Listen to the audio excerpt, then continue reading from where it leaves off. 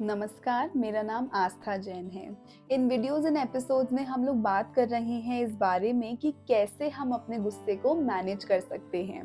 Because आपने notice किया होगा कि काफ़ी बार ऐसा होता है कि जो बात आप कह रहे हैं वो गलत नहीं होती, लेकिन क्योंकि अगर आप गुस्से में होते हैं तो जो सामने वाला इंसान है वो उस बात को गलत ही मान लेता है। तो जैसे मैंने कहा कि ये ज़रूरी है कि हम उस मोमेंट में खुद को शांत कर लें, उसके लिए ज़रूरी है कि हमें अपनी बॉडी के रिएक्शंस को कंट्रोल करना बहुत ज़रूरी है। तो समझने वाली बात यहाँ पर ये है कि जैसे ही हमें गुस्सा आता है या गुस्सा आना स्टार्ट होता है, सबसे पहले हमारी ब्रीदिंग यानी जो हमारी सांस लेना और छोड़ना होता है वो इफ़ेक्ट होती है। तो सबसे पहले तो जो हमारी ब्रीदिंग है वो शैलो हो जाती है और वो बहुत फास्ट हो जाती है। यानी जो लंबी गहरी भरकर सांस आती है वो आना कम हो जाती है और सांस लेने की जो स्पीड है वो भी बढ़ जाती है।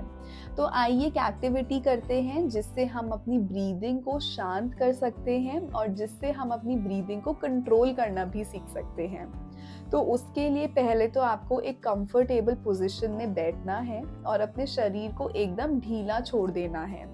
शरीर के कोई भी हिस्से में जो स्ट्रेन है वो नहीं होना चाहिए या फिर हैवीनेस नहीं होनी चाहिए। तो कंफर्टेबल पोजीशन में बैठ के अपने पूरे शरीर को ढीला छोड़ दीजिए और बिल्कुल आराम से पीछे टेक लगाकर बैठ जाइए। और उसके बाद ध्यान दीजिए अपनी ब्रीदिंग पर कि कैसे सांस अंदर जा रही है और कैसे आप एक्सहेल कर रहे हैं, यानी कैसे आप अपनी सांस को अपने शरीर से बाहर निकाल रहे हैं। और उसके बाद लंबी गहरी सांस को भरकर लीजिए और उसको 2 से 3 सेकंड तक होल्ड कीजिए। और जो सांस आपने खींची है, जो ली है, उसको फील कीजिए अपनी बेली में, अपने पेट में। और उसके बाद धीरे धीरे अपना मुंह जरा सा खोलकर उसको एक्सहेल कर दीजिए, उस सांस को छोड़ दीजिए।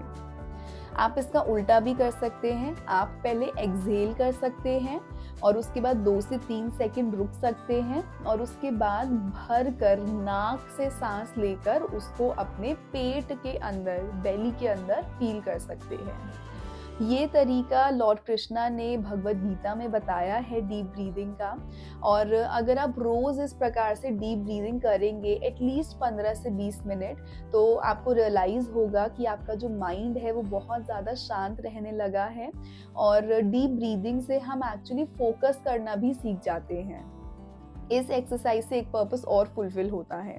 तो क्या होता है, जब हमें गुस्सा आता है तो हमारे माइंड को ऐसा लगता है कि हमारे आसपास हमारी फिजिकल एनवायरनमेंट में कोई डेंजर है और हम एक बहुत ही खतरनाक या फिर रिस्की सिचुएशन के अंदर हैं। तो हमारा माइंड उसी तरीके से काम करने लगता है, हमारे मसल्स भी टेंस हो जाते हैं और जैसे हमने बात करी कि हमारी जो ब्रीदिंग है वो शैलो हो जाती है। तो जब हम ये डीप ब्रीदिंग रोज कुछ मिनट के लिए, कुछ समय के लिए प्रैक्टिस करते हैं तो हमारे माइंड को ये आदत पड़ जाती है कि जब भी मसल्स टेंस होंगे या फिर जब भी वो वाले बॉडी के रिएक्शंस एक्टिव होंगे, तब डेंजर की कोई बात नहीं है और ऑटोमेटिकली मुझे अपने मसल्स को और अपनी पूरी बॉडी को रिलैक्स पोजीशन में लेकर आना है।